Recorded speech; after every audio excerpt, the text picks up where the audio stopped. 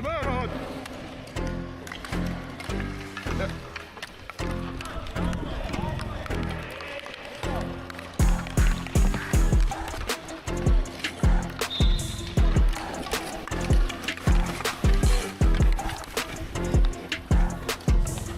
I have no idea.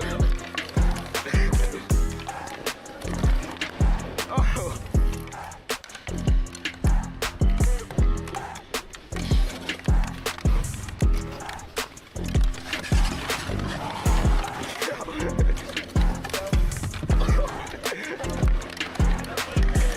Come on, Lucas.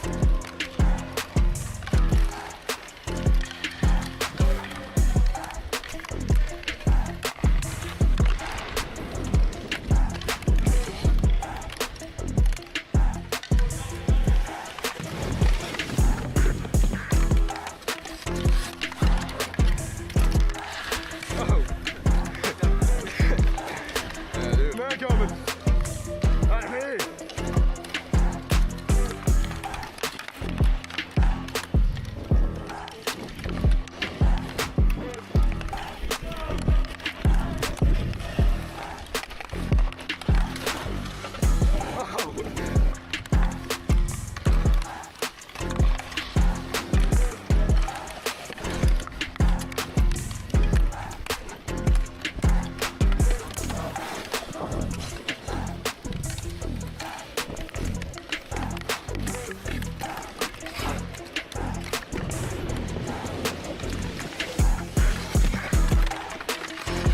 I think you know where it is. Oh.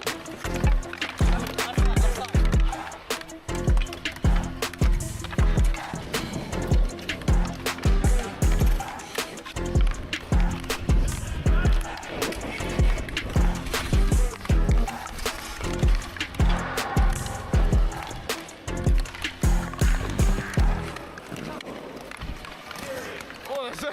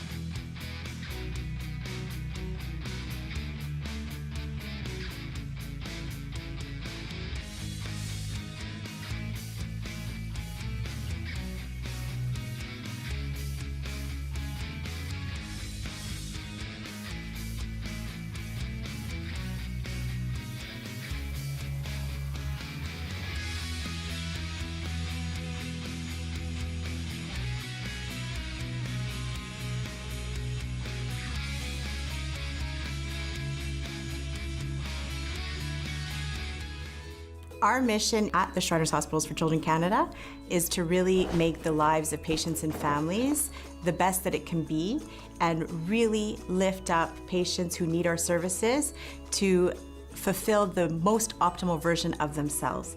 We take care of all orthopedic problems in pediatrics, but we super specialize in really rare conditions and complex conditions that involve orthopedics and other specialties. A lot of the patients that will come to the motion lab are surgical candidates. So the surgeon may be able to do a great plan with just medical imaging, with the clinical history of the patient and some observation, whereas the motion lab will bring real numbers that we can measure that the eye cannot catch necessarily. And so it allows us to be more precise in the diagnostic of the patient, and then it allows us to better plan the treatment. Rehabilitation is not easy. It's a tough part. So when we do rehabilitation, we did the surgery. Now we have the tough part, moving with difficulties, and it's saying, okay, now you're gonna have to do something that you might not wanna do. So how do we make that enticing for a patient to do this? And when I see parents writing back and saying, going to physio is the best part of my day, I said, oh, we're doing definitely something right. Without Shriners, I know my leg wouldn't be straight. And Shriners, it's really special because there's only 2 doctors that can do this type of operation. So I know I couldn't just go to another hospital. It was here or I wouldn't do it. So everything is super for me, and the future looks bright ahead. Shriners is incredibly unique because we take the time for our patients. We take the time to listen, to understand what their needs are. Our team in social services, we try and make it as simple as we can for our families. Families coming from out of province, having a greeter meet them at the airport, drive them to the hotel. We make sure that our families are comfortable in what they do and in their decision of coming to our hospital, knowing that our people are the best that you can have right now. Yeah, this place is definitely like a family because they treat you very nicely here. They treat you like you're one of them. When you come in for like an x-ray, like, hey there, Michael, you know, how are you? Yeah, everyone that works here definitely has positive attitude, always smiles on your faces. I know a lot of people here. I love them like a family. You know, when you're a parent that has a child that's disabled, either wheelchair or has some disability, it's tough on the parents. And you know, when they come to the Shriners and they see other parents that have the same kind of child as they do, it's almost comforting in a way, you know, and they can exchange ideas. I can't tell you how many patients became friends from different backgrounds, completely. You know, French or English, it doesn't matter, because they have the same kind of disability. You know, they become friends because they see each other in the clinic together, and sometimes we make sure to invite them at the same time. You know what I mean? Like we make that effort, you know, so that these conditions, that these kids, you know, feel good, and the parents feel great about that. And I think that that's something that we pride ourselves in. During the treatment, when it's really hard on him because he goes through a lot of emotions, anxiety, we always have one nurse that comes to distract him, to play games with him. They bring their virtual goggles so that he doesn't think of the pain that he's going to go through. All these little details make the Shriner so special. We cover a wide range from the molecular to the bedside of the patient. And that was the vision from the get-go. And I think the best example that this vision works is that this facility has developed a standard of care for 3 pediatric metabolic bone diseases. So those now are the treatments that are used throughout the world that were developed here at Shriners Hospitals for Children Canada. And I think it is unique because it has a very high-performing research center, which not all hospitals have.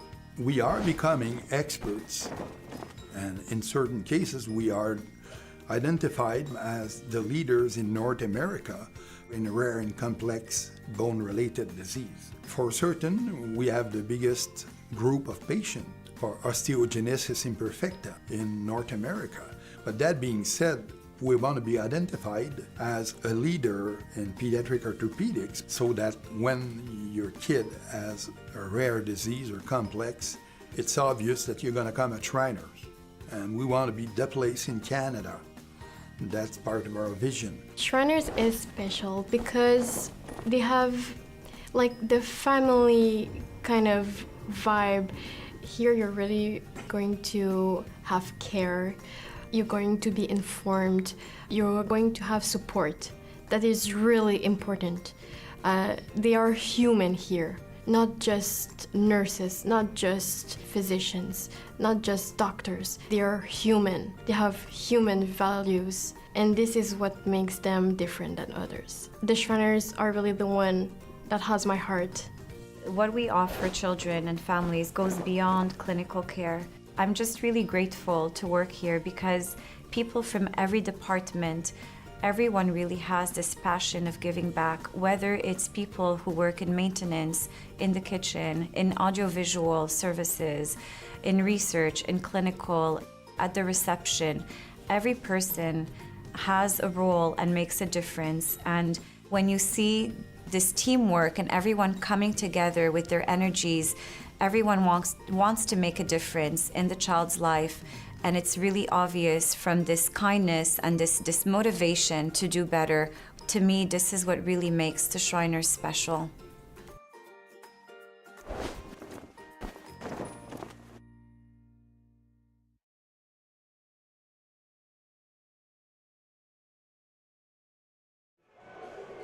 Good afternoon, and welcome to our ongoing live coverage of the 2025 Para Ice Hockey National Championships. Day 2 of this tournament round-robin play continues. We're into Game 4 Atlantic team versus British Columbia.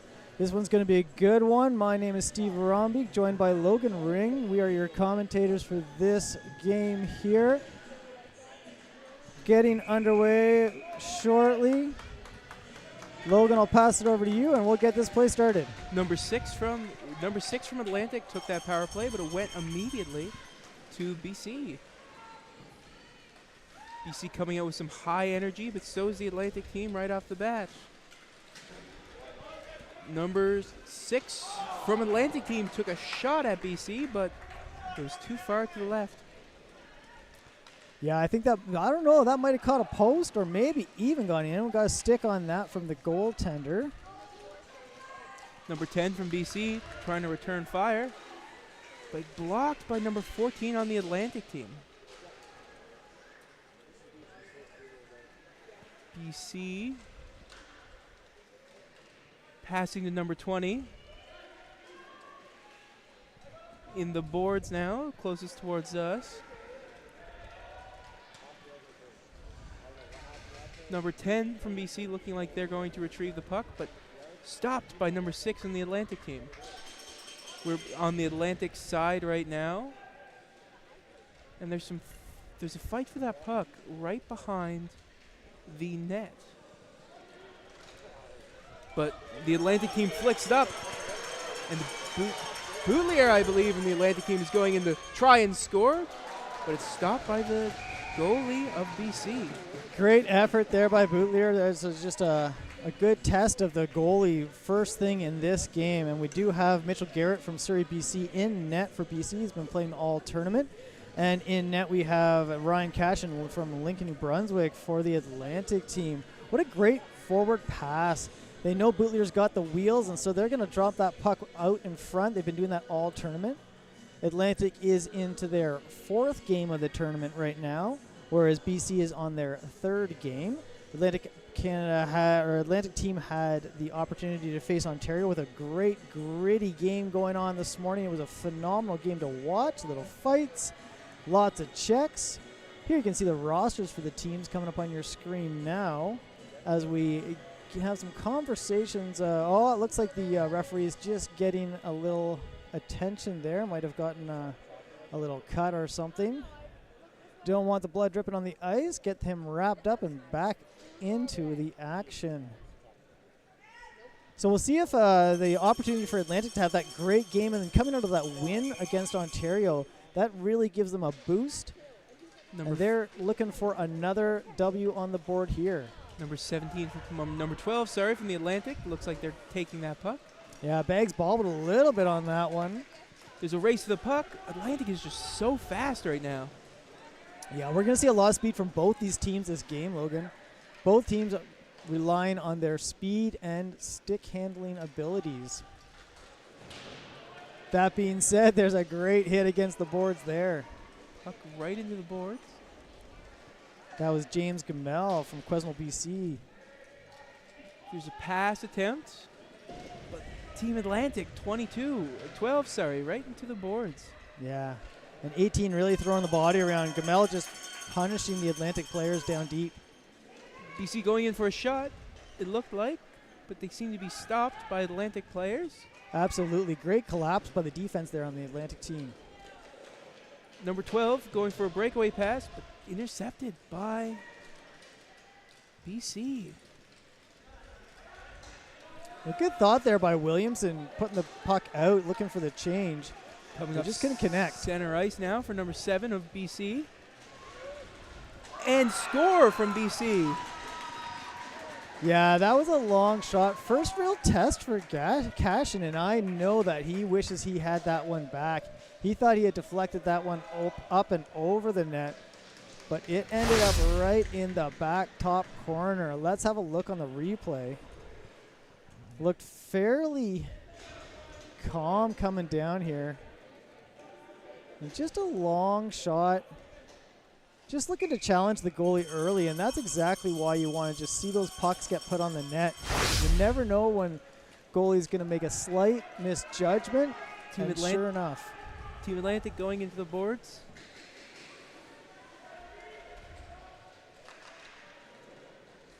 On the Atlantic side, the goalie secures that puck. Cash will cover that one up for a face-off in the zone. 12:02 remaining in the first.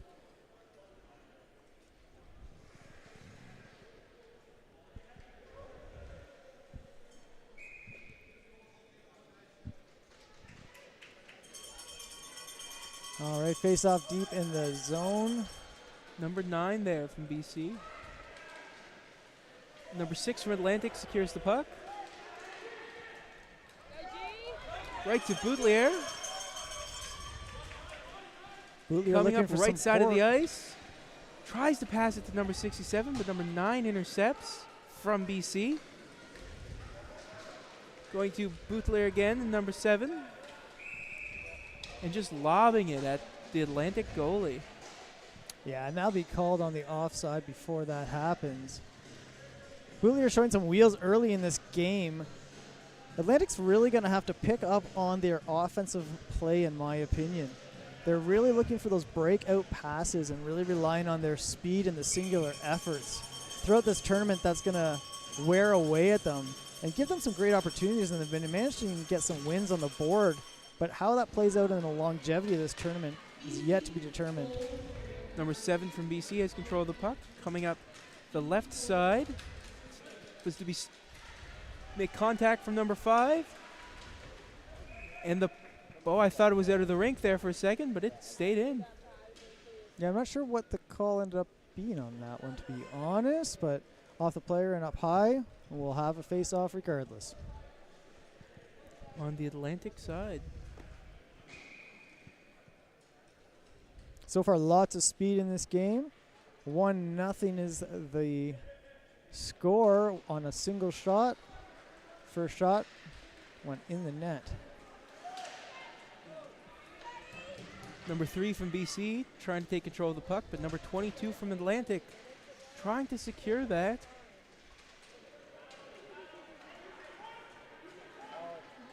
BC has the puck now, trying to make a pass to number 17, and a shot but blocked by number 3.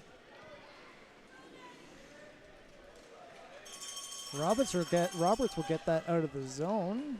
Number 10. Dumped right back in, but that's okay because he's offside. That'll give it an opportunity to set up this play. Number 12 is the puck going in left side. Checked into the...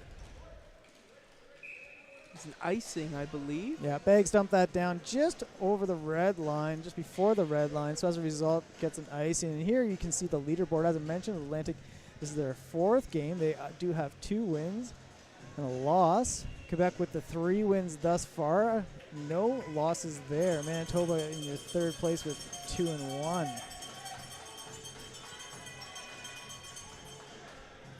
BC sits 1-1 in their games. Amazing effort against Ontario. Atlantic trying to stop the BC's momentum. Team Atlantic passes forward. Lear controls the puck, going to number 5 from Team Atlantic. Trying to get in there. Great opportunity here. And a long shot at the goalie for Team Atlantic, being their first shot of the game. Well, second shot, I guess. Sorry. Yeah, and I know the shot clock's a little bit off on our scoreboard. It's saying 3-1 shots for Atlantic versus BC. Not quite accurate there, but we'll take that and run with it.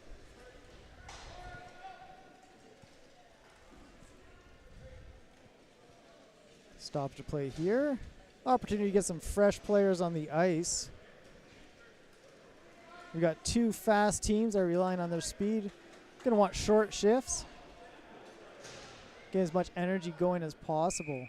Atlantic desperately looking to close this gap and get their first goal. Number 6 for Atlantic took that face off.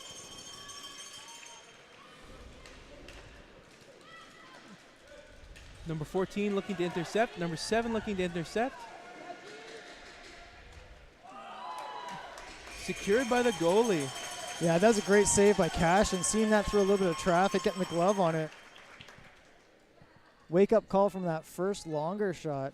think we're going to see Cashin really aggressively grabbing those pucks out of the air now. We'll get that face-off down in the Atlantic zone. Number 6 from Team Atlantic taking that face-off.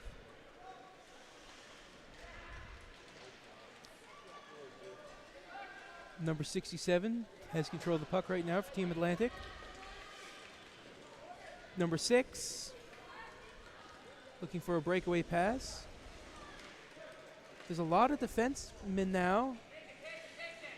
Number 7, Boutelier, passing up.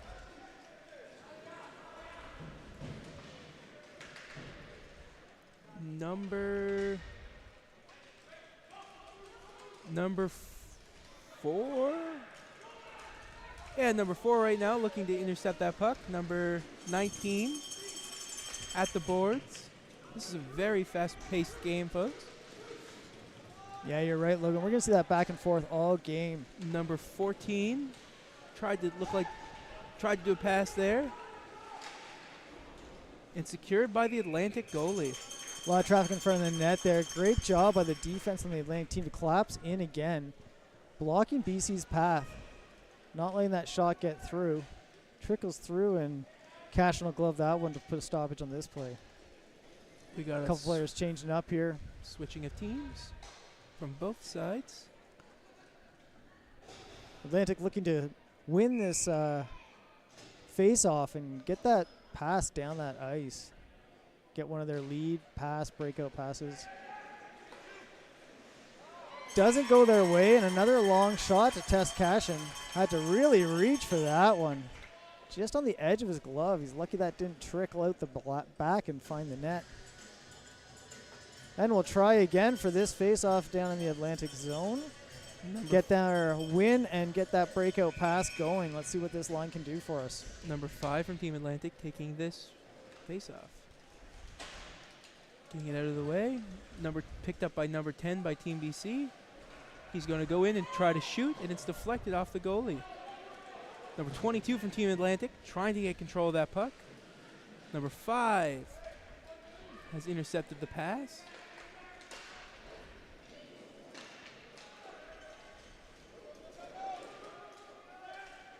Yeah, I think that last play was a save, but I'm not sure. It looked like it went off the goalie's mask, to be honest. Didn't reflect in the shots on net, though. That one will get through, and Cashin will glove that one a little bit easier than some. A lot of shots on net. BC testing Cashin early. Atlantic looking to get the puck on Team BC's side. Try to get some action in. 7:35 left to go in the first period. 1-0 for the Team BC. Munden taking the face-off here for Atlantic.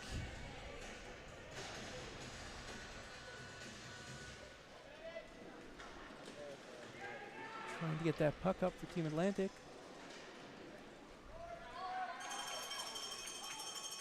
Team Atlantic trying to secure that puck. Big check by Team BC.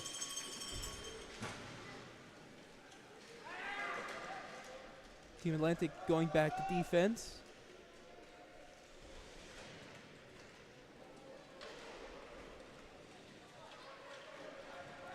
A little bit of a skirmish happening behind the net to try to secure that puck. Yeah, Remy Ouellette trying to get something moving for the Atlantic team. Has a goal in the second game on his name. Still fighting for it. Great work by that number 14 Atlantic. I am not sure if that was a shot attempt by BC there or a pass. Yeah, Logan, definitely shot attempt. Hit the side of the net, top corner. Number 11 from BC. He'll dump that back in, delayed offside. Give Atlantic a chance to get something moving here. Again, looking for that breakout pass, relying on their speed. Both players are going towards the puck. Seems to be going in the boards now, but they keep it out of the boards. Trying to get a breakaway, but it's going to be defended by Team Atlantic. Team Atlantic going for a breakaway. Number 7, Boutelier. Big check by number 6 from Team Atlantic. Someone has lost a stick. It was BC player number 7. Yeah, Boulier had a great opportunity there. Just lost the handle on it. Backed up by Munden, but they couldn't get something going. Still no good offensive opportunities for Team Atlantic here. Good check by Team Atlantic. Ooh. Got away with that one, I feel. I feel like they could have called him on a tee on that one, but he got away with it.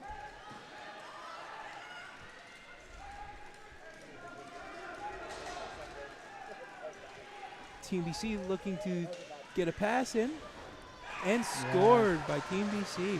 That was coming the whole way down. 3-on-1. Defense did their best to try to push them outside, but they had 2 wingers coming up either side. Let's look on the replay here. Not sure what happened to the defense on that. Oh, there was a collision between the 2 Atlantic players, and that set that up. All 3. And it's just great opportunities. Great heads-up pass by number 8, I believe it was, from BC. Just to see that trailing player. Good communication. Instead of the cross-ice pass, went for the drop. Found the back of the net. Roberts taking this face off. Team Atlantic. 5:05 to go. 2-0 BC. Off the face shield of number 18. That's Jaden Poirier from Team Atlantic, 18. Collision with the goalie there. Mostly Atlantic players with their own goalie. Team Atlantic trying to push the momentum back to Team BC.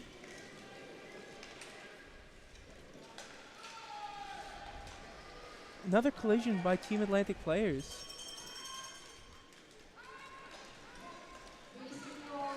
Team BC securing the puck, but small contact there from Roberts. Being caught by Lear.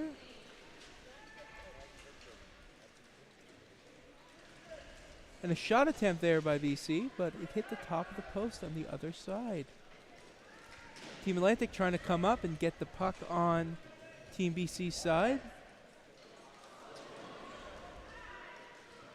Team BC responding, looking for another goal, but stopped by Team Atlantic. Number 5, Roberts coming up. Great check by Williamson there. Just throwing the puck to the other side.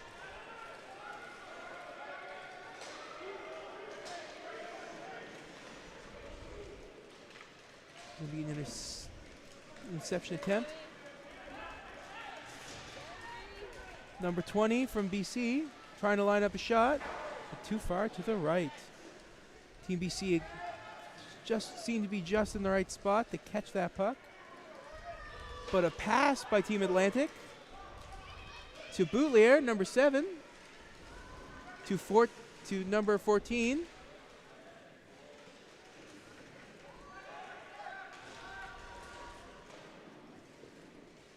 Number 14 there behind the net. To Boutlier again.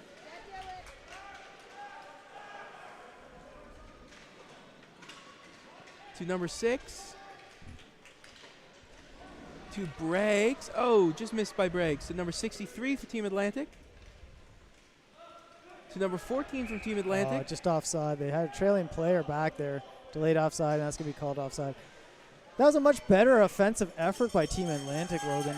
We saw them cycling that puck around a little bit better with the passes, a little bit better communication. Definitely. We'll see if they can maintain that and get this back into the zone. I'd like to see a lot more of that from Team Atlantic, taking control and keeping it on the perimeter away from the BC defense and then looking for that opportunity in the lane to shoot down. Number 5 from Team Atlantic taking this face off. Although the shots are saying 3-4 for the shot differential, seems a little bit off in my opinion, but 3-4 in favor of BC is what we've got on the board, getting us that 2-0 lead.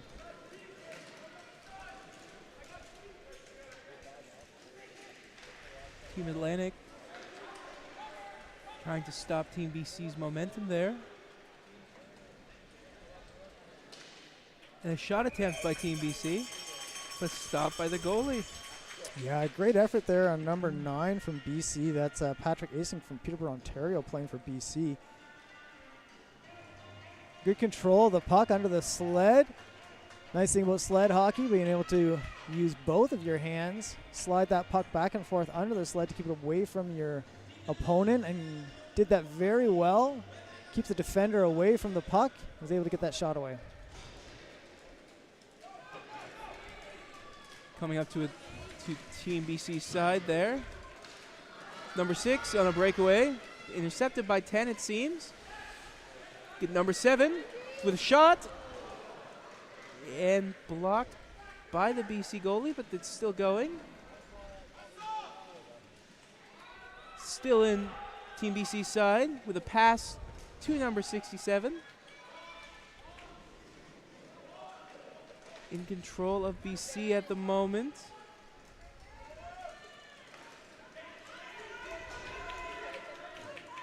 Coming up center ice, number 12 from Team Atlantic.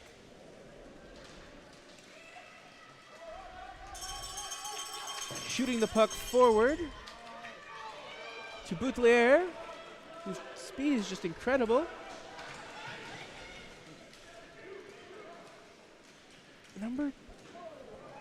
Whoa, big check there. Team Atlantic trying to make movement.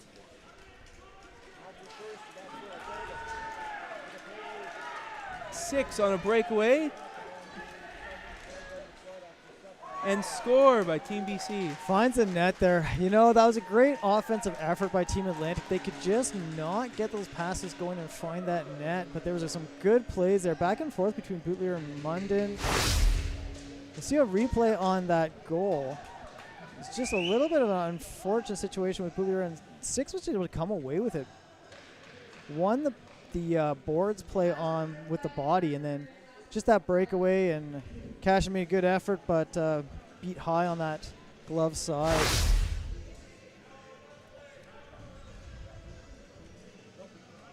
And that's a goal by number 6, I believe it was. Yeah, number 6, Christian Timarsh, coming from Orono, Ontario, playing for Team BC. Number of Ontario natives playing for the BC team. Number 5 now on Team Atlantic on the Manitoba side. Took that puck. Going down. Intercepted by number 14 in the boards. And 30 seconds remaining in this first period. Atlantic really needs to finish this period with something strong. Good pass by Team BC. With more defensemen on this end.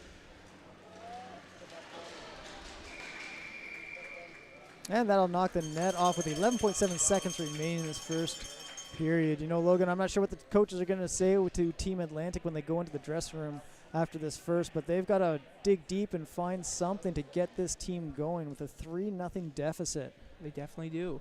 BC's been playing a great game thus far, controlling the game. You see your Atlantic roster there on your screen. BC's been doing very well with their passing and controlling the puck in the offensive zone and getting those opportunities created. Number 5 for Team Atlantic, taking.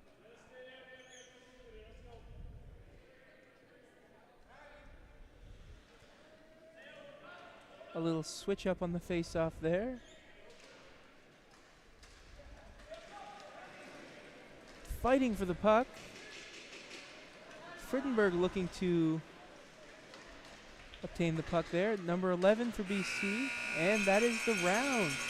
That's right, Logan. That'll close out our first period there. As I said, Atlantic's going to have to find something a little different if they're going to compete against this BC team. BC coming out very strong in this first period. Can't wait to see what the second brings us. That'll close us out. We'll see you in a few minutes. Don't go anywhere.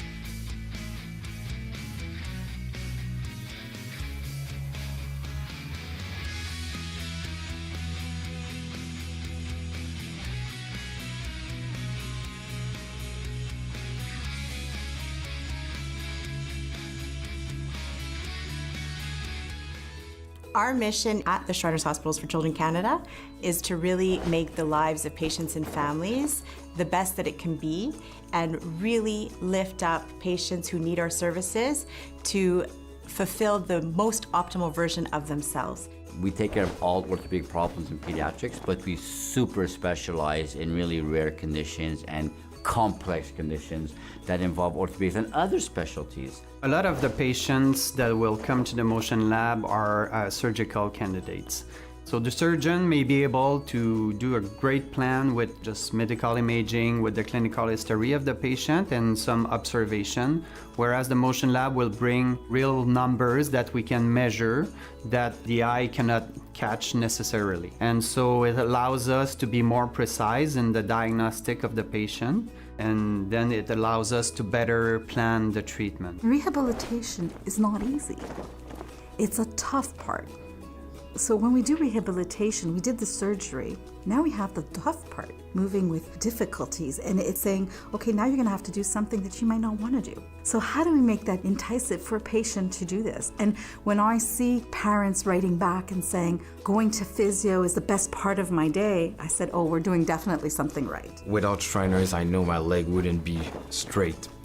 And Shriners, it's really special because there's only 2 doctors that can do this type of operation. So I know I couldn't just go to another hospital. It was here or I wouldn't do it. So everything is super for me and the future looks bright ahead. Shriners is incredibly unique because we take the time for our patients. We take the time to listen, to understand what their needs are. Our team in social services, we try and make it as simple as we can for our families. Families coming from out of province, having a greeter meet them at the airport, drive them to the hotel. We make sure that our families are comfortable in what they do and in their decision of coming to our hospital, knowing that our people are the best that you can have right now. Yeah, this place is definitely like a family because they treat you very nicely here. They treat you like you're one of them. When you come in for like an x-ray, like, hey there, Michael, you know, how are you? Yeah, everyone that works here definitely has positive attitude, always smiles on your faces. I know a lot of people here, I love them like a family. You know, when you're a parent that has a child that's disabled, either wheelchair or has some disability, it's tough on the parents. And you know, when they come to the Shriners and they see other parents that have the same kind of child as they do, it's almost comforting in a way, you know, and they can exchange ideas. I can't tell you how many patients became friends from different backgrounds, completely. You know, French or English, it doesn't matter. Because they have the same kind of disability, you know, they become friends because they see each other in the clinic together. And sometimes we make sure to invite them at the same time. You know what I mean? Like, we make that effort, you know, so that these conditions, that these kids, you know, feel good and the parents feel great about that. And I think that that's something that we pride ourselves in. During the treatment, when it's really hard on him because he goes through a lot of emotions, anxiety, we always have one nurse that comes to distract him, to play games with him. They bring their virtual goggles so that he doesn't think of the pain that he's going to go through. All these little details make the Shriners so special. We cover a wide range from the molecular to the bedside of the patient. And that was the vision from the get-go. And I think the best example that this vision works is that this facility has developed a standard of care for 3 pediatric metabolic bone diseases.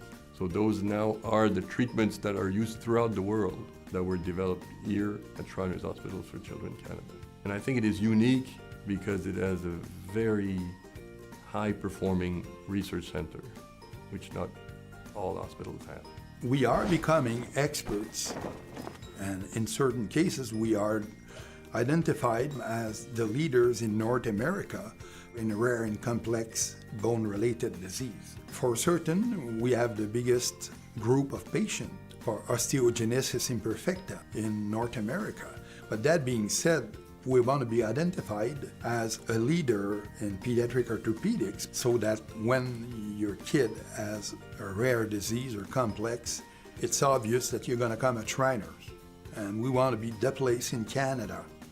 That's part of our vision. Shriners is special because they have like the family kind of vibe. Here you're really going to have care, you're going to be informed, you're going to have support. That is really important.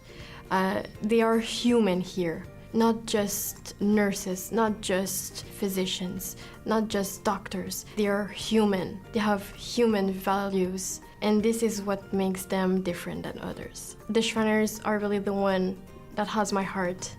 What we offer children and families goes beyond clinical care. I'm just really grateful to work here because people from every department, everyone really has this passion of giving back, whether it's people who work in maintenance, in the kitchen, in audiovisual services, in research, in clinical, at the reception. Every person has a role and makes a difference. And when you see this teamwork and everyone coming together with their energies, everyone wants to make a difference in the child's life. And it's really obvious from this kindness and this motivation to do better. To me, this is what really makes the Shriners special.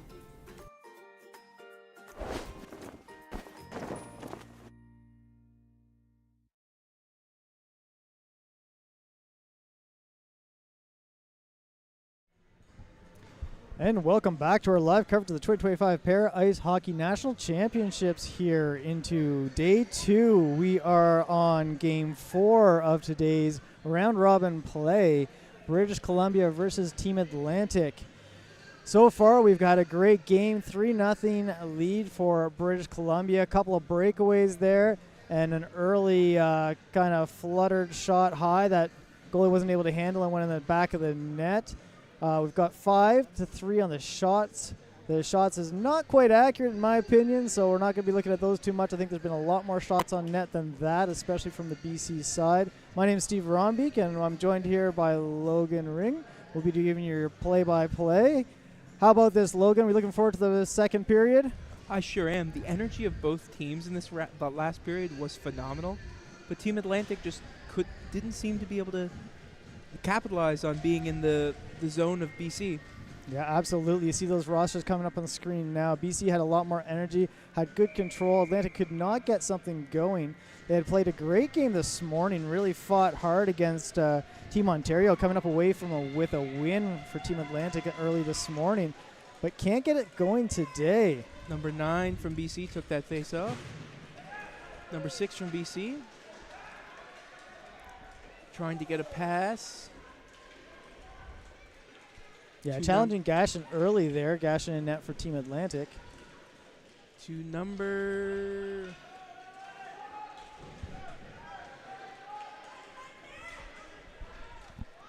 BC had maintained control over the puck to number 6 and stopped by the Atlantic goalie. Yeah, he'll cover that. Great effort by Remy Ouette down low.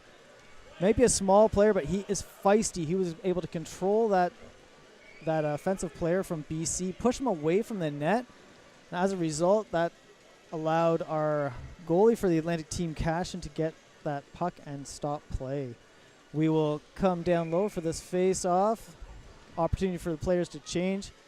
Let's see if Atlantic can get something going, come back into this game, make a deficit in that 3-0 lead for BC. Number 20 from BC took that face-off. Team Atlantic coming up with the puck. Looking for someone to pass to, but goes for the shot. A little wide. Team BC has control of the puck at the moment, trying to come up center ice. Coming up, a race to the puck between number 12 from Atlantic and 20 from BC.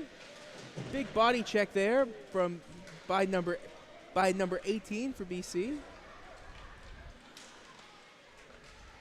And stopped, I believe, by the Atlantic goalie. Absolutely. Cashin lost it for a second, had to dive backwards and just hope that he covered that puck. Great singular effort by number 8 for Team BC, Riley Molnar from Vancouver, BC. Took that puck around, all the way around the outside of the top of the circles there. Came into the side unmolested. Good a couple attempts, went through a couple defenders. almost got himself a goal on that one as a result. Still at 3-0 early in the second period. Couple of minutes under our belt so far. BC definitely controlling it thus far. Number 6 from BC and number 5 from Team Atlantic did that face-off. And number 2 from Team Atlantic rushing in there and gets a shot off, but a little high. Yeah, another couple of long shots coming from that left wing. Haven't been on net, but they are trying to push that puck into the corner. Atlantic's still looking to capitalize on their speed, but that speed only goes so far. Good pass to number 5, Roberts. Throwing it over to Team BC's side. And number 62. Number 63, sorry. Tried to fight for that puck there. Number 25 in Frittenberg and number 14. But blocked by Atlantic's defense. Coming up the left side is Team Atlantic on the boards.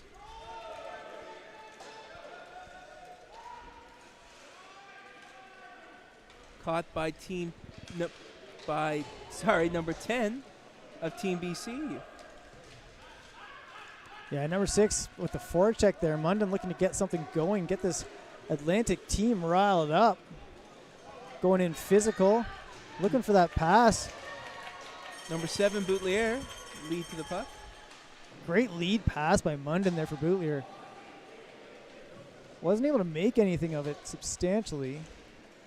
Finally do get a shot there on net. Very minor challenge for our BC goalie, who is Mitchell Garrett out of Surrey, BC. Pretty easy routine glove catch there for Garrett. At least we go get a face-off down in the BC zone now. Number 6 from Team Atlantic. Haven't even really seen Atlantic test the defense yet for BC. We'll see how that defense can set up here. Looking for a breakout pass. Number 7, Boutelier for Team Atlantic. Big check into the boards. Trying to stop BC's momentum. This is what I really like to see by Boutelier and Munden. Coming in there, playing physical. That's going to really ramp their team up and give them that boost of energy they need to get something on the board here. Throwing BC. And just a flick to the goalie, which he'll throw it back to the team. Apparently nobody wanted that puck from Team Atlantic. They all looked at it like it was the plague and left it alone. BC now has the puck on the Atlantic side. BC looking to get a pass in. Number 2 from BC has the puck now, coming up center ice.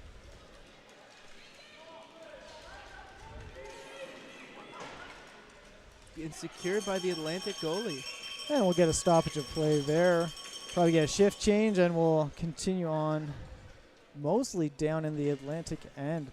Atlantic's still looking for those individual efforts. Not a lot going on there. A couple of players who do play together on their own teams for their local teams, getting some plays going, but nothing coming from it. Looks like we have a broken goalie stick on that play, so we'll get that changed up. Hard to play without a stick. I'm sure that he will want one of those for the rest of the game. Do I have a spare, of course. Those goalie sticks have spikes on specific areas on them to allow the goalies to move around, both on the end and just on the before the blade of the stick. There's some spikes there to allow them to move around more effectively. The BC end, we're in the Atlantic end. The puck gets stopped by the goalie. Stopped again. Atlantic still not getting anything moving. BC doing a decent job of keeping it in the end, but they're not finding anything either. They're just going to keep throwing that puck on net with a 3-0 lead. They have that luxury, and they're going to look for those rebounds to come out. Here we go. Number 20 from BC. Looking for that puck. And a shot by Team BC, but blocked by Team Atlantic. And just continuing to feel comfortable taking those shots. Atlantic continues to seem to let them take those shots from outside. They are making their way through the defenders and finding their way to the net. Cashin doing a good job of not allowing any rebounds out from those shots. But Atlantic really has to get something going here. I want to see a bit more defensive checking here. Finally win one of these face-offs. Team Atlantic trying to get a breakaway pass. Big check into the boards there. Team BC member number 10 lost a stick in that exchange. Pass to BC number 8. Over the head of number 5 for the Atlantic team. There's a scuffle for the puck in center ice. As number 6 goes in for a shot. But was deflected. Yeah, good cutoff by Cashin. Cutting down that angle, not giving him much to look at.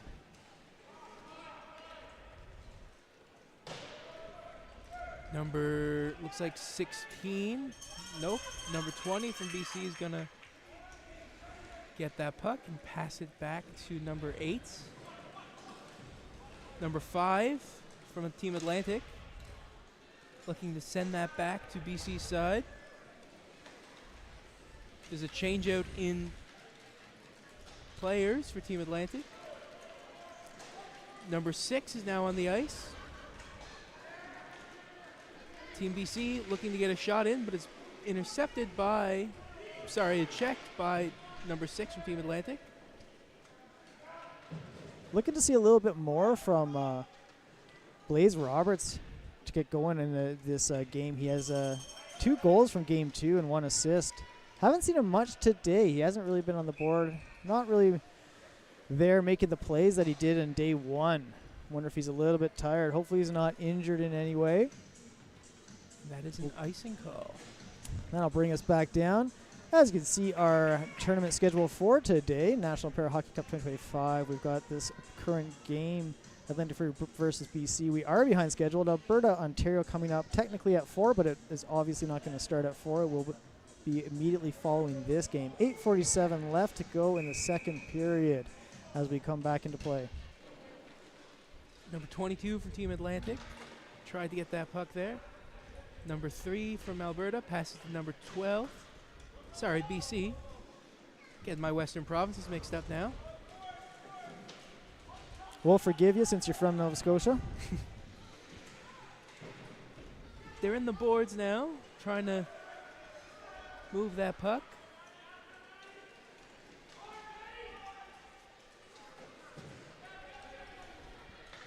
Stopped by Team Atlantic there. Team BC gets back control of the puck and flicks it up.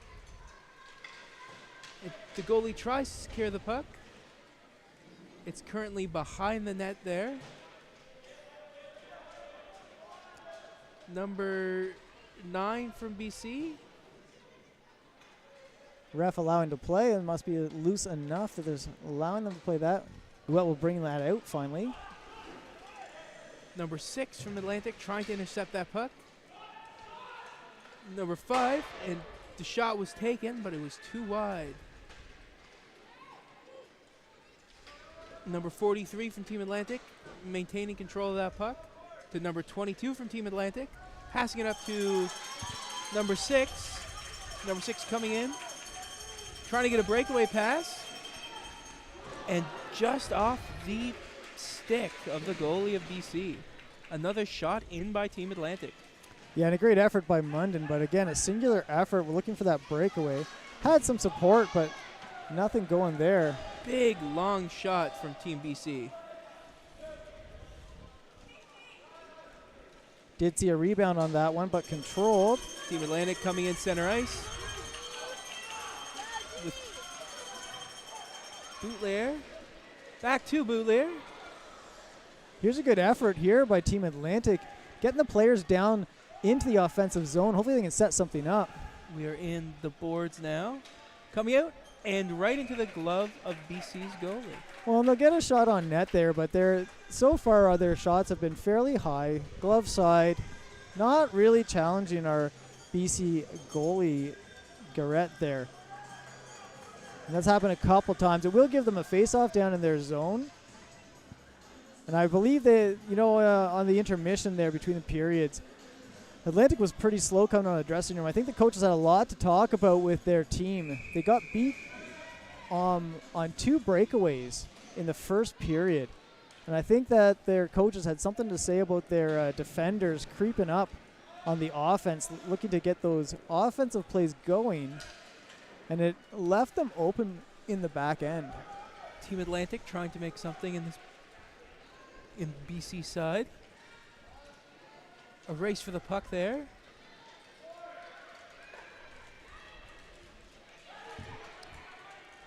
Team BC trying to get momentum back on Team Atlantic.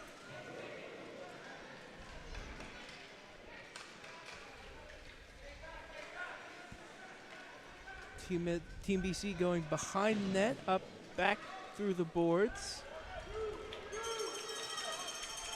Team Atlantic has control of the puck now from number 6 from Team Atlantic. Number 6 making good efforts getting that away, but takes a shot, but again it's too high. I really like that effort by Munden. Instead of just taking that shot and trying to go for the speed and breakaway, he paused. We've got some players there that can really handle the puck.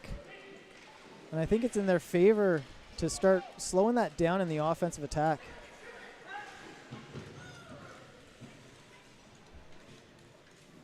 Team Atlantic getting the puck, but BC maintained control.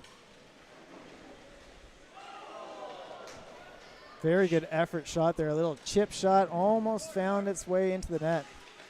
Team Atlantic pushing the puck away into BC side.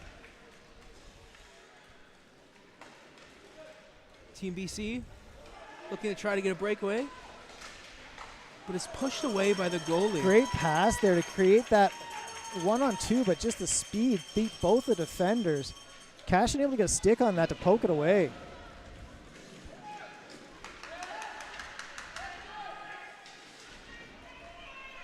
Team BC looking to get a pass out of the boards. Looks like we're in center ice now. Coming up center ice towards Team Atlantic. With the pass attempt there by BC. BC still maintaining control of the stick, but right into the glove of Team Atlantic's goalie. Yeah, and another outside shot there. I must say, Atlantic's doing a pretty good job of keeping the shots from outside. BC is not putting players down low, not looking for those backdoor passes like some of our other teams do, like Quebec. So there's nobody crashing the net, and there's not as much of a screen, which means Cashin can see it the whole way. Definitely a good defensive box that's been set up by the Atlantic team, keeping those players on BC and letting them rotate around and cycle around on the outside. Ends up on some shots on net, but nothing too drastic at this point. Albeit the first one that went in for this game was a similar scenario and just mishandled. Team Atlantic looking to get a breakaway.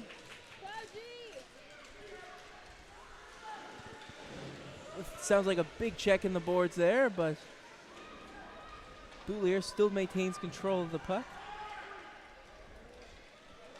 Good pass by Team Atlantic, but intercepted by BC, but looks like there was a penalty there. I think that'll just be an offside call, to be honest. Okay. Yeah, it came out of the zone, brought back in. They just couldn't control the puck, so it ended up coming back into the zone with all those players. So we'll get that face-off just outside BC zone.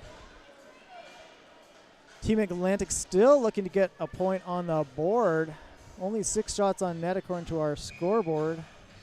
BC has the shot differential and also the 3-0 lead.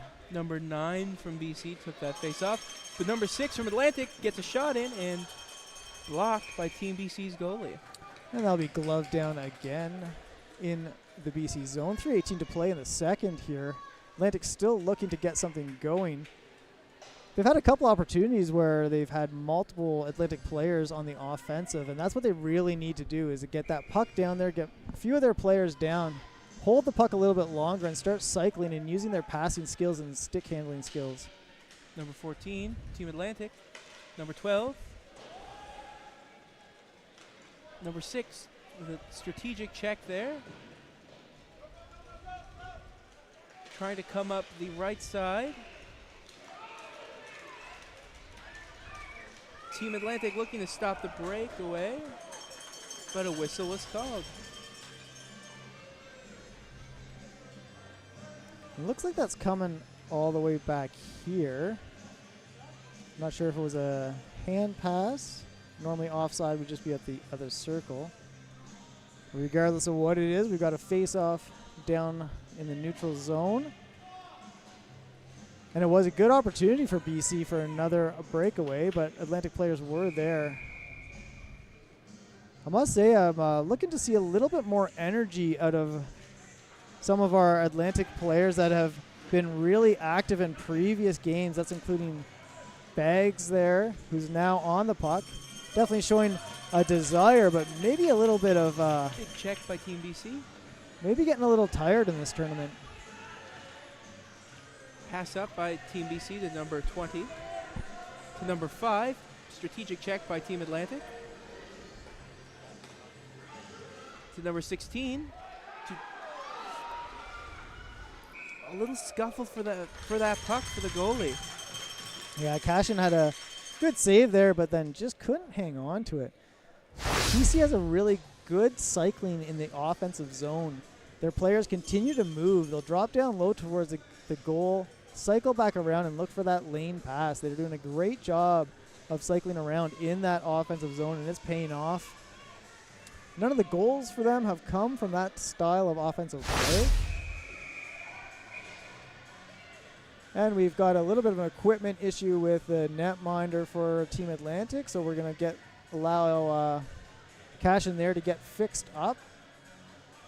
Of course, can't be playing with the goalie without his gloves on, so we'll allow that to happen before we get going in this face-off. 2:21 to play in the second period.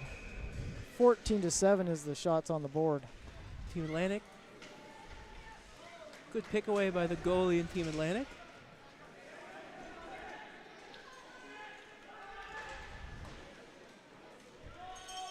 Shooting the...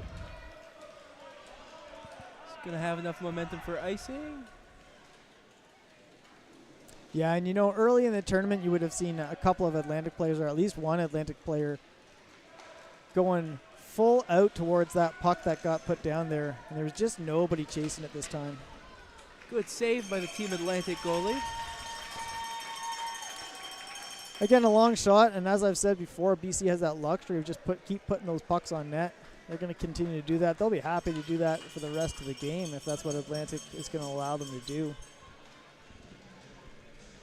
We'll get another face-off, change of players. See if we can get some energy. BC continuing to control this game. And Atlantic, at this point, seems content to let them do so.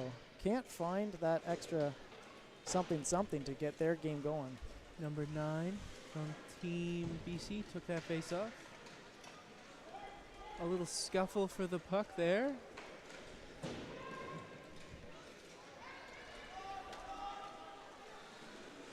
Number 5 for Team Atlantic, I believe, went in for that.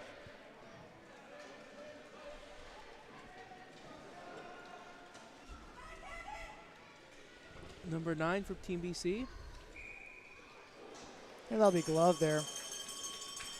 And I could hear the Atlantic players calling for that box. They're looking at that box defense, and that's just a defensive style with 4 players creating a box in front of the net. It's like a fairly common defensive strategy, and it's used by a number of the teams in this tournament. They're doing fairly well with that box defense.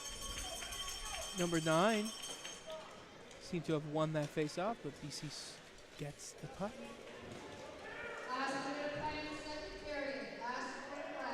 And we're down to 55 seconds in the second period. Still at 3-0 BC. Team Atlantic looking to get some momentum.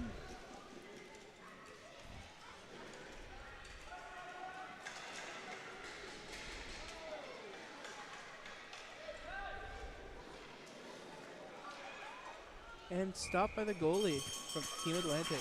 With 32.6 to go in the second period.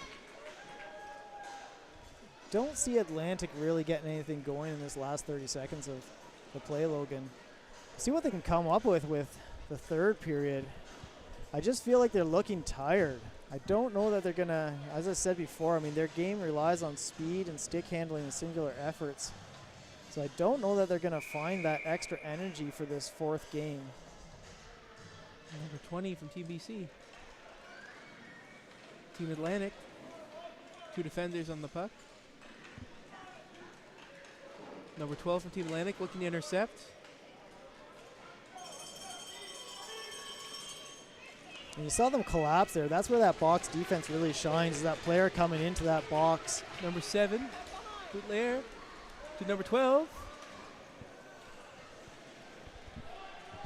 We got 3 seconds left in the game, and shot, but didn't go anywhere. Great opportunity. I really love to see that by Team Atlantic with 0.5 seconds to go in the second period. That's a great way to end their second period. A little bit finding that extra little gas in the tank, getting some action in the offensive zone, good passing, 3 players working together, ends up with a shot on net. And that'll close us out for this second period of this game between Team BC and Team Atlantic. I'm Steve Rombick, joined by Logan Ring. We will be back for the third.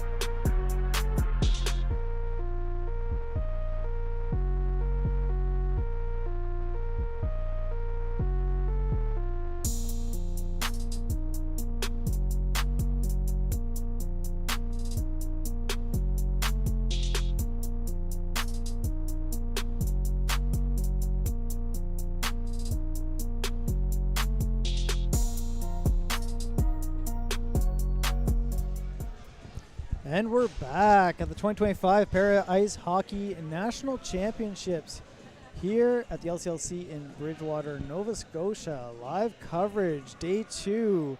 We are in the third period, 3-0 lead for BC against Team Atlantic. Team Atlantic has to get something going. What I'd like to see, Logan, early in this period is to see a goal. That would really get a lot going for Team Atlantic mentally, I think. And if they can get something going mentally, I think that's going to really go a long way for this team. Oh, I think so as well. Number 2 from Team BC coming in hard right off that face-off, but stopped by Team Atlantic. Number 8 from Team BC trying to get a shot off, but right at the center of mass of the goalie. Yeah, and BC's taken an early command in this with 15 shots versus 8, although that shot count is probably not overly accurate. They missed some on the first period. BC's been taking lots of long shots, and Atlantic continues to let them to do so. Walked in unmolested on that one.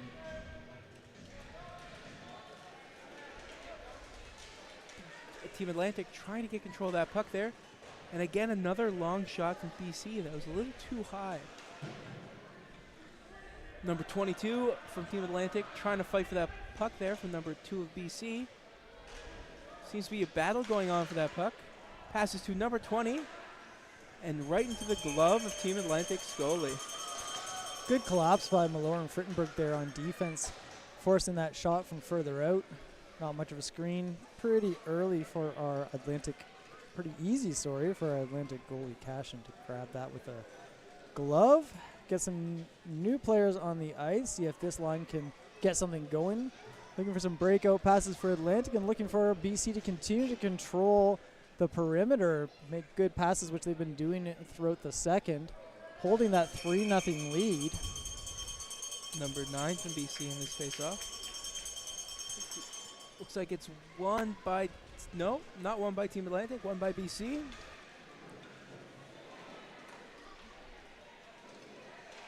Looks like it's Team Atlantic's goalie's trying to maintain control of that puck, but it goes off into the boards.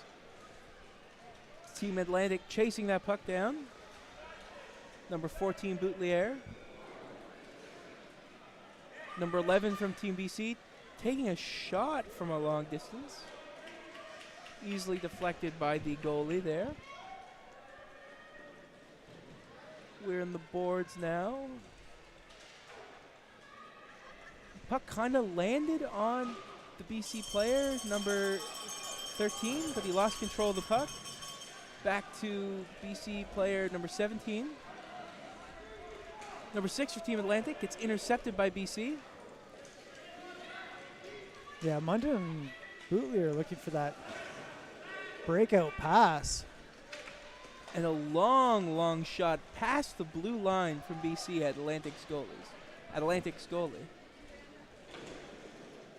Number 19 for BC, trying to block off that puck from Team Atlantic.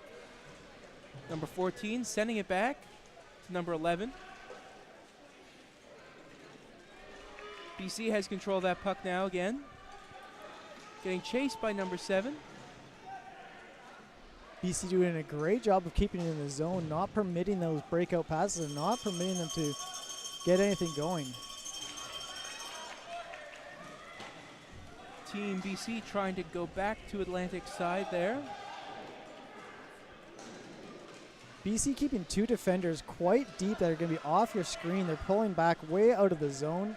They know that Team Atlantic is looking for those breakaways. That is their strength, and that's what they're going to rely on. And so BC is playing 2 deep defenders. Team Atlantic, up the right side. Roberts. Team BC has control of the puck now. Caught by number 2 from Team BC. And another long shot right in front of the blue line from BC. Yeah, BC's absolutely controlling that offensive zone. They're more than happy to just keep dumping that puck in. Number 10 from BC has control over the puck, but loses it to, oh, never mind.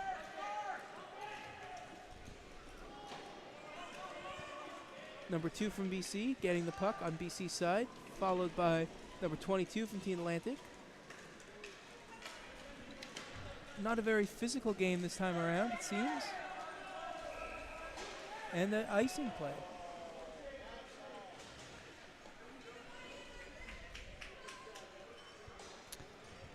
Yeah, Atlantic's just still looking tired, and I mean, this is their 4th game versus the 3rd game for BC.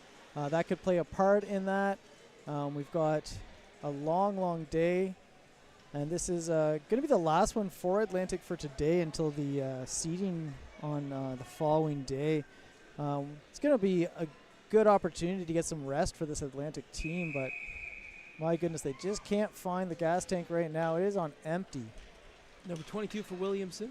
Takes shot was stopped there by BC. Number 12 from Team Atlantic, pushing that puck back. And caught by BC, by Team Atlantic's goalie. And two will scoop in there for BC just to make sure that Cashin will cover that up, and they'll get a face-off opportunity deep in the Atlantic area. See if they can't make yet another play. So far, none of the goals for BC have come from their good offensive control in the offensive zone. Both were 2 breakout passes and one from a long early shot that Cashin just wasn't able to hang on to. Number 9 from BC taking his face-off. Another shot attempt by 16, but it was just a light shot. Probably looking for a rebound there.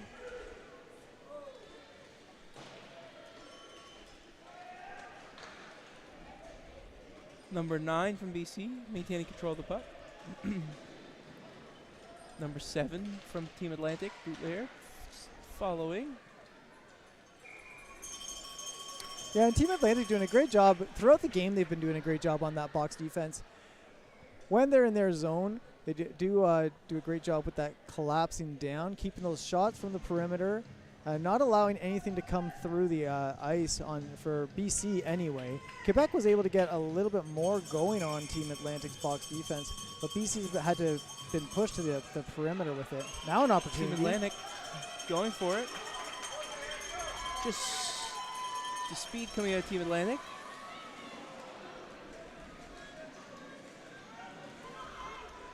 This is a good opportunity for Team Atlantic to try and make back some of those points. And off the stick, I believe, of the goalie. But the puck is still in play. To BC. Team Atlantic. It's in the boards now, the puck.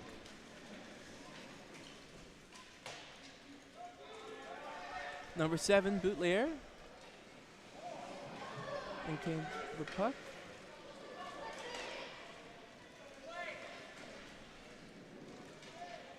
To number 14.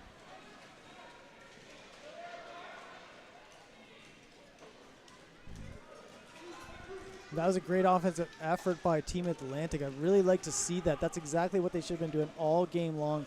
Bootlayer decided to slow up on his breakaway, wait for some support. Unfortunately, it didn't pan out to be anything, but that's what they need to do more of in these games. Number 12 of Atlantic chasing number 2 from BC's for that puck. Great check by Williamson there to get the puck back in the neutral zone. Good battle here in the neutral zone. Number 20 from BC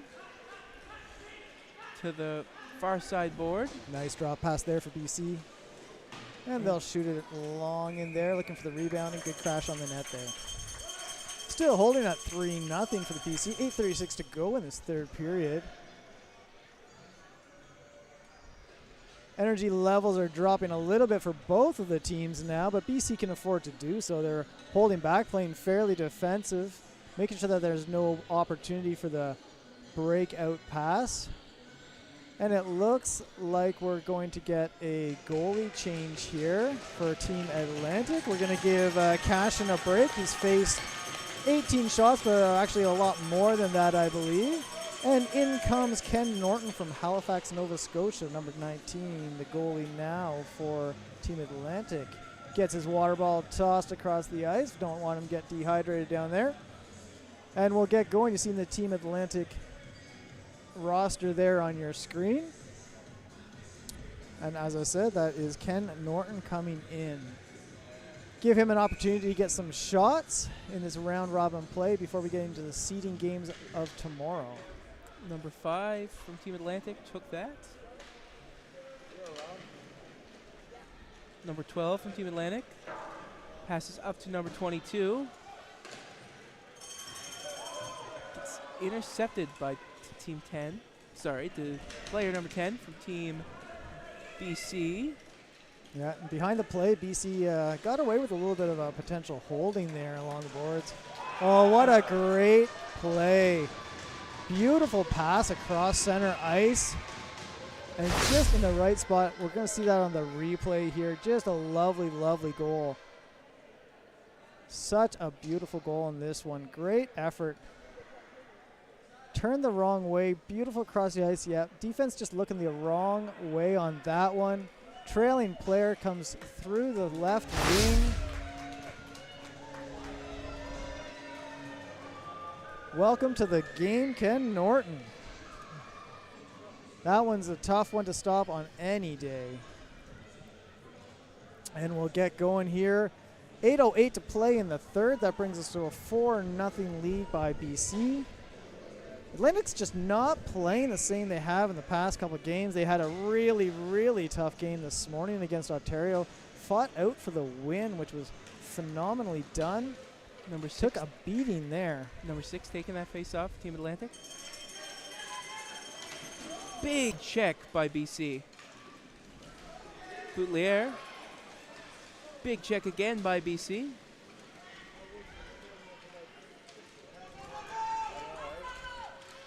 Team Atlantic rushing towards that puck.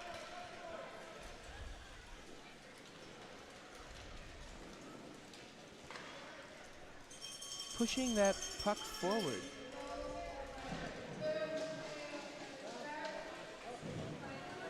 Two big checks by BC there. Boutelier just getting pounded against the boards on that one.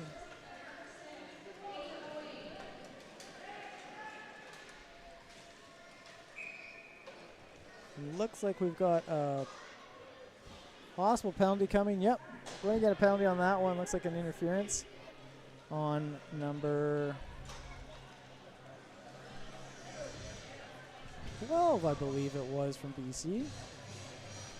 Team Atlantic hoping to make up some ground on the power play with 7 minutes and a bit left in the third period. Yeah, I mean, I don't think it's going to make a difference in this particular game, but it's certainly going to make a difference if they can get a goal here. That would just bring them into the evening rested up, knowing that they had that opportunity to score. Replay of that big hit in center ice there, just kind of sandwiched. All good clean hits though. Number 6 from Team Atlantic. And right into the glove of Team BC's goalie. So yeah, penalty will be served by Andy Labros from Orono, BC. Or sorry, Ontario, playing for BC. And serving that 2-minute minor infraction for interference.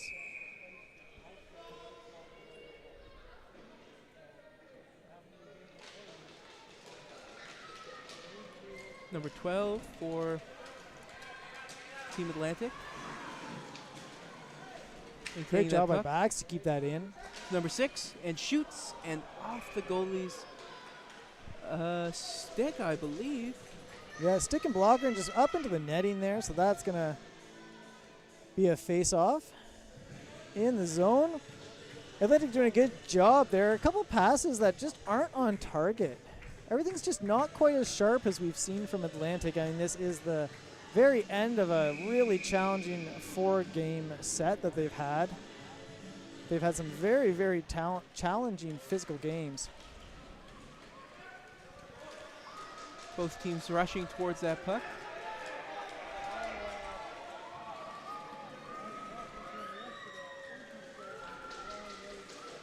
Great effort by Ouette there. Trying to get something going. Munden finds Bouffier. Number 7 to number 14. Oh, to number 12, sorry. To number 14. And a shoot. But deflected off BC's glove there. Number 7. Stop that puck. A race to the puck there.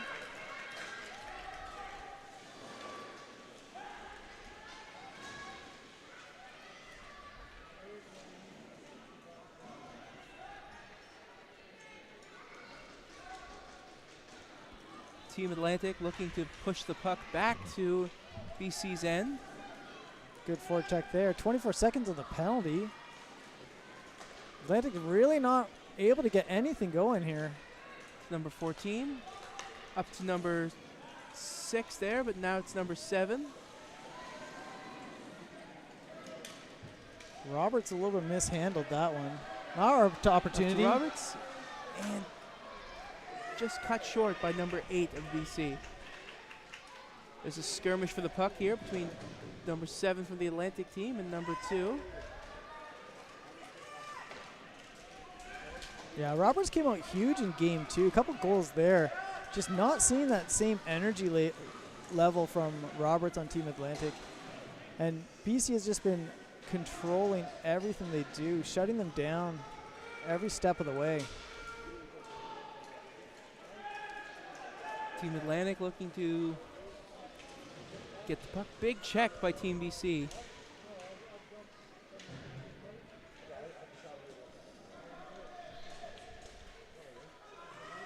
Number 20 from BC trying to pass it up to number 14 there.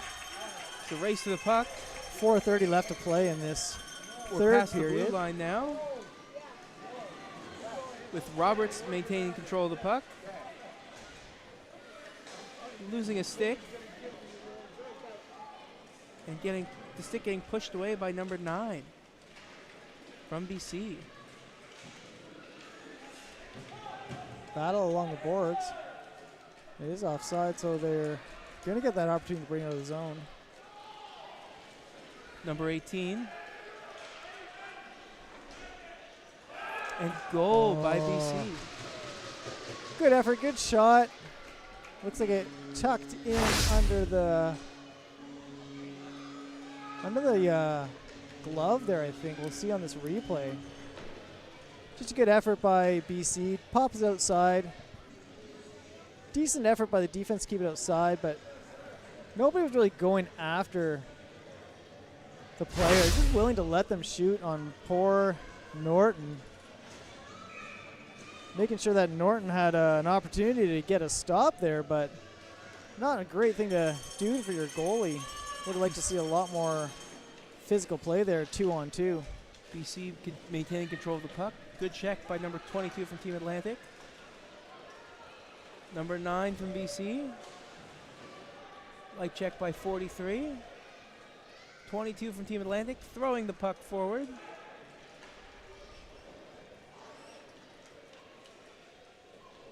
Down to 3 minutes and 20 seconds. Just throwing that puck. And Team Atlantic is looking really gassed, Logan. Oh, they got to hang on for this 3 minutes and not let this game get any further away from them. Number 22 from Team Atlantic coming in. And a shot by 22. Yeah, Williamson got a good chance to get something on net at least. It's a race to the puck there. And we'll bring this as icing back down to the other end.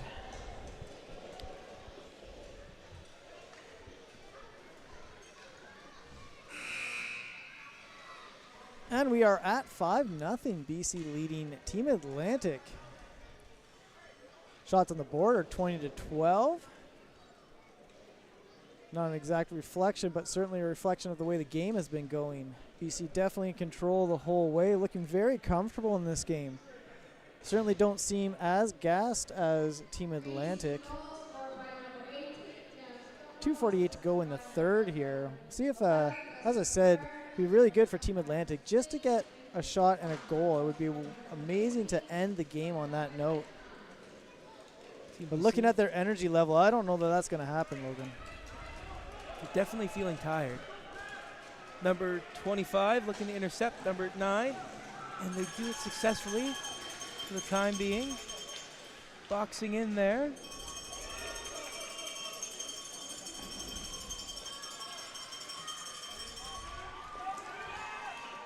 Number 14 looking for a breakaway.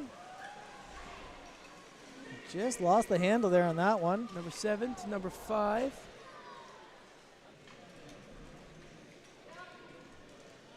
BC has control of the puck now, trying to go up center ice.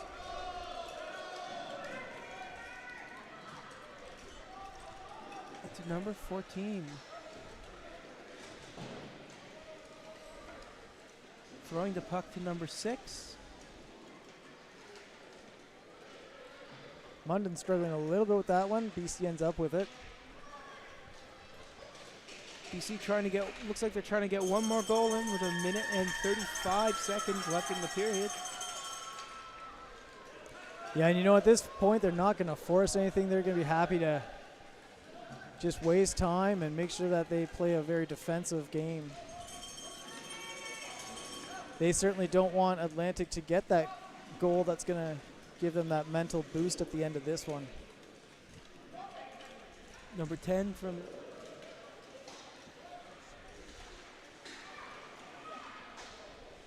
was blocked by Team Atlantic. Great effort by Brendan Hurst there. Langley, BC, just walking through the defense.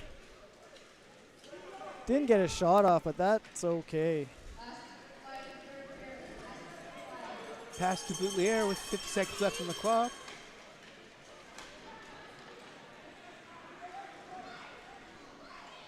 To number 5, Roberts. And score by Team Atlantic. Wonderful. That's exactly what they needed. With 37.6 seconds left on that clock, that is precisely what they needed. A little flutter goal just over top of the goal. He finds the net. You're going to see that on the replay. It means so much, that goal, you know. Even though they're going to lose this game 5-1, just getting that goal, mental right there, just over the glove. Yep. That's going to mean a lot for Team Atlantic going after this, out of this round robin, ending on that high note. And here we go with 37 seconds left on the clock. BC definitely commanding this game, but it's going to help a little bit. Roberts taking the power play. The face-off. Number 7, Boutelier. Big hit into the boards.